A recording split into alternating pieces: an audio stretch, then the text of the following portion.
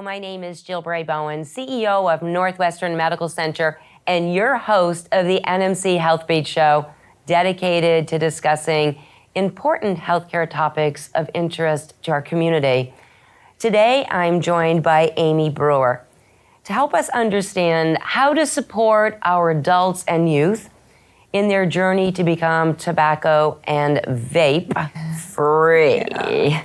Hi, Amy. Good morning. How are you? Good. How are you? I'm good, thank you. Welcome back. Oh, thanks for having me. I know folks know who you are, but maybe, what's your role? And maybe if you could talk about the Franklin Grand Isle Tobacco Prevention Coalition as well. Sure. That you're so committed to. Yes, sure. So I am a health educator at Northwestern Medical Center, and part of that role is coordinating the Franklin Grand Isle Tobacco Prevention Coalition. And what that means is I spend a good bit of time out in our two counties finding ways to work with youth to make sure that they're never using nicotine-containing products, so that they're never becoming addicted.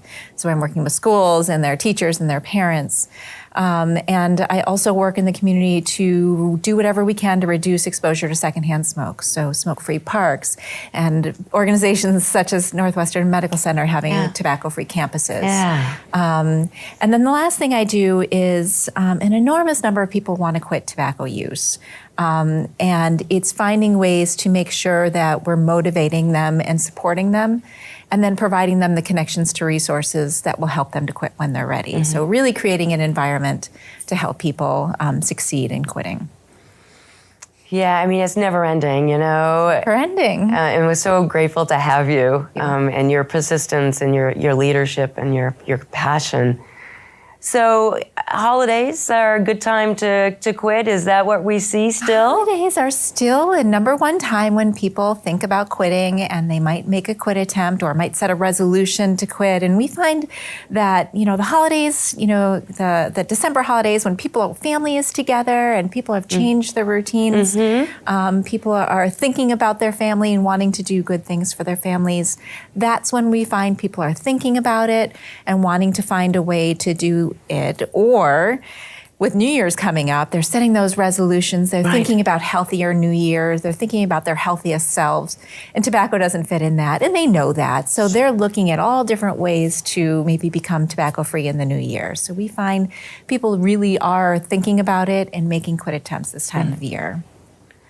So what does it look like for quitting for adults? What does that look like? And what resources are available to support them? So I want people to think about quitting as a process. I know a lot of people have a lot of guilt around their tobacco use, and they think it's all willpower. I can just make myself do that. And that's actually really far from the truth. It's not how the process works, and it really leads people towards feeling negatively about themselves and think it's all their disappointed. It's all their fault. They did this. It's and it's their cross to bear, and that's not fair. So I want people to think about as quitting as a process. Most people try, 5 to 10 times before they quit for good. Yeah. It takes a lot of practice. It is powerfully addictive. It's not a choice anymore. It's not like it was when you started and you're 12 years old. Like, this is powerfully addictive. You do it probably 20 times during the day. It's how you live your life. It's a habit too. It's both. Not only the addiction, but the habit. Right. So how you drive a car. Right. How you handle stress. All those things. So tobacco is usually integrated with all of those things. And so trying to figure out how to handle stress, how to drive a car, how to get up in the morning and drink a cup of coffee, and how to extricate tobacco from all of those things is quite a process. And so people try many times, and each time people try, they get better. They learn something about it. Okay, so when I do this, I cannot do this. Or this really worked well when I did it this way. Or, I changed my routine and it worked really, really well. And so the holidays tend to be a pretty good time because we do things differently when we're visiting family, when we're celebrating holidays, when we're gathered. Sure. Our work schedule might change. That makes sense. And so your routine has changed. It actually makes a lot of sense to try quitting during that time. So I want people to forgive themselves, be kind to themselves, understand What that a nice message. if they practice and it didn't work exactly as they wanted, there's no reason why they can't wake up the next day and just try again. A lot of people think, I didn't work, so I'm a smoker. And I want people to think, it didn't work. Let me see how I can try it differently tomorrow. Right. And it's a different Never mindset. give up, Never right? give up. And you're not a failure. This is really hard and you can do it. With that said, that's the mental status, the mental frame that I want people to have. But they don't have to just fight through it on their own. There's great resources in Vermont that help people quit successfully. So the first and foremost is anytime that you work with someone who has expertise, a quit coach of sorts, your chances of quitting successfully double. So if you're open, calling the Vermont Quit line at 1-800-QUIT-NOW is extremely effective. If you like a group setting, working with our quit partner at Northwestern Medical Center, Chastity Benjamin, she has groups that meet regularly.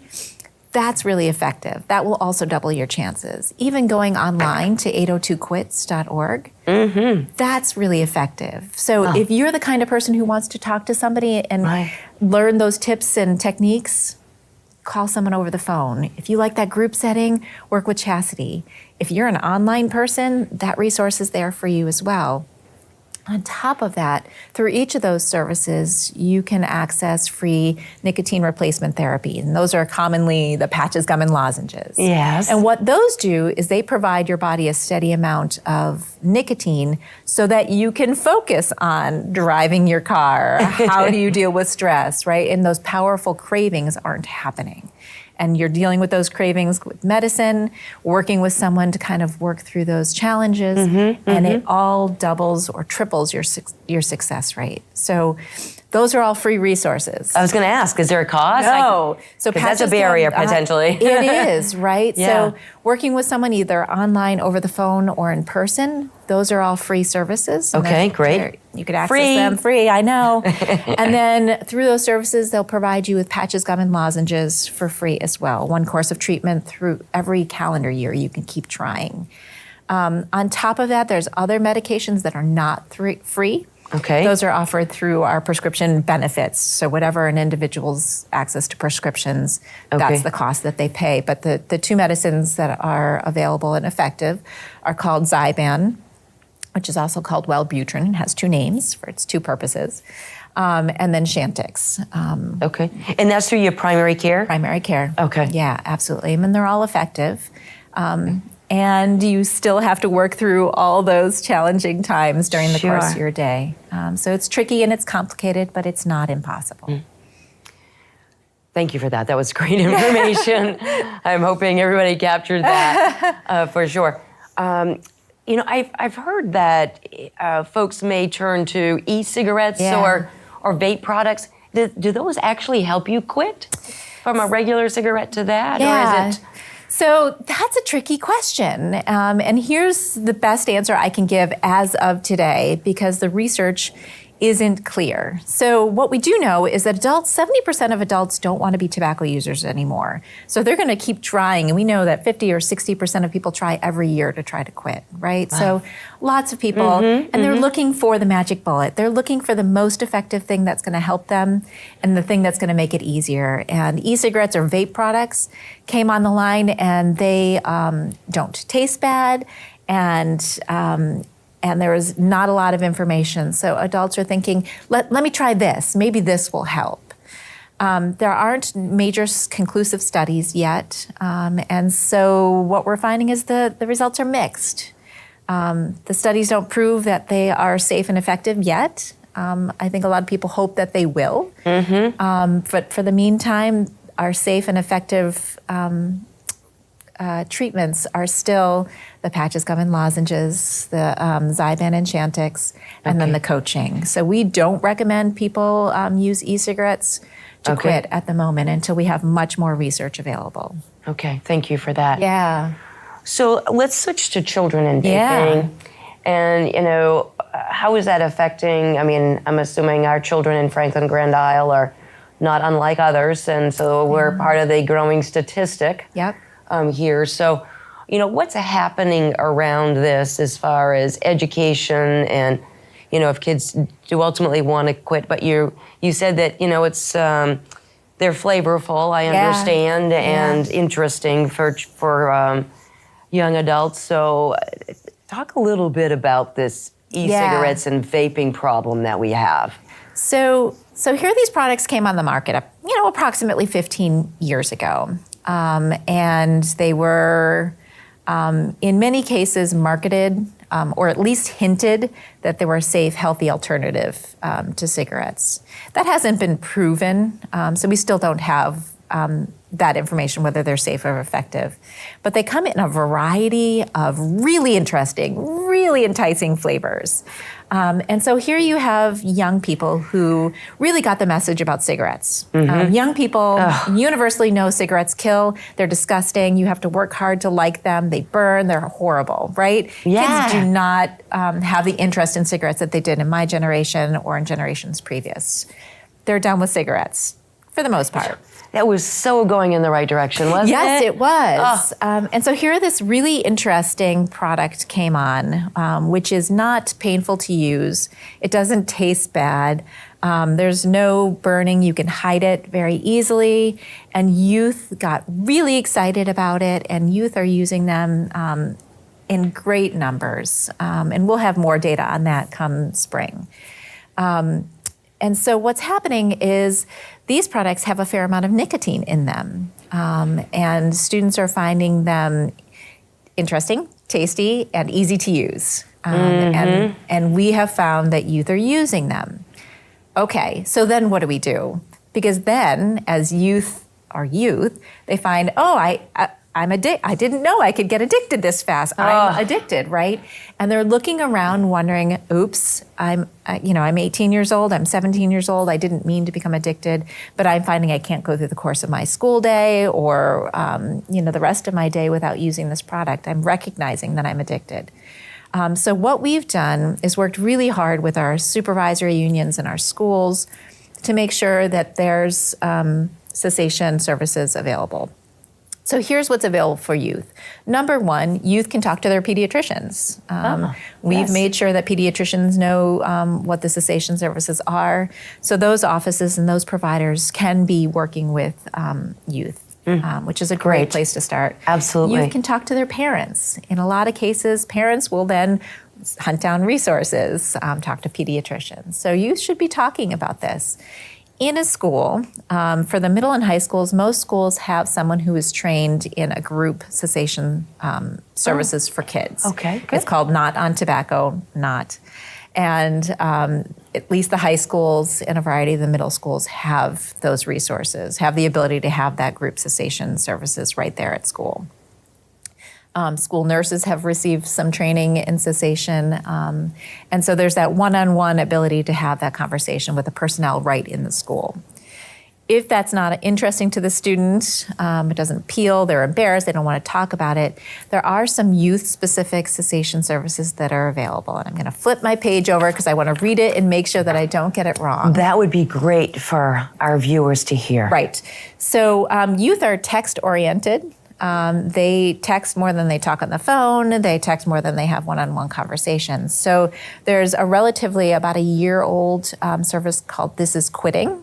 Adults can check it out through thisisquitting.com. But really what students can do is text VT Vape Free to 88709 to enroll. And that's a texting-based e-cigarette cessation service. I'll say it one more time just to make sure. That would be great. They can text We're ready. VT Vape Free to the number 88709, and they can enroll and start receiving cessation services. It's a national service. It's free. And we know that youth have been taking advantage of it and getting similar quit rates as the adult quit lines. So we know it's working. There's a second cessation service available. It's not e-cigarette specific, but it's nicotine on the whole. Okay. And that's through the Food and Drug Administration, and people can access that. It's also texting based, but people can access that at teen.smokefree.gov. Great. teen.smokefree.gov. Yep. Fantastic. So both of those services are wonderful for teens. And then teens can access 802quits.org and the 1-800-QUIT-NOW services as well. We have youth-related protocol for them as well. Lots of options. Wow. The idea is find something that feels comfortable for you and go for it. And if that one didn't work, you can try a different one or you can try it again. Great. Yeah. Wow. Did we miss anything for sharing of information as our time comes to a close? No, I think those are our major Oh. cessation services for youth and adults. They're all free, and it doesn't matter which one people choose. Choose one that might appeal to you and go for it. There's no harm in trying to quit and getting better at it all the time. Great. Amy, thank you. Thank you. Thanks for your passion. Another year we're going into and to really help folks to quit. Great. Yeah. Wonderful. Thank you for having me. Yeah, thank you so much.